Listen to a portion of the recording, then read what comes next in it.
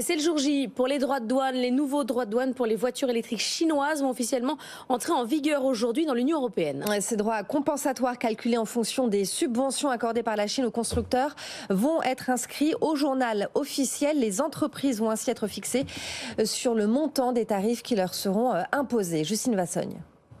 Les constructeurs n'ont eu que 3 semaines pour négocier avec la Commission européenne. Trop court pour faire vraiment baisser la facture.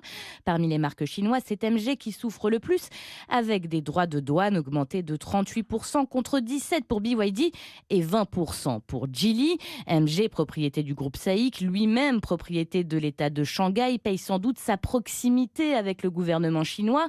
Quand BYD est une compagnie privée, c'est aussi MG qui vend le plus de voitures électrique en Europe, vent debout contre la décision de la Commission. Le constructeur a anticipé, il a accumulé des stocks en Europe depuis avril. Il prévoit aussi de vendre davantage de voitures hybrides.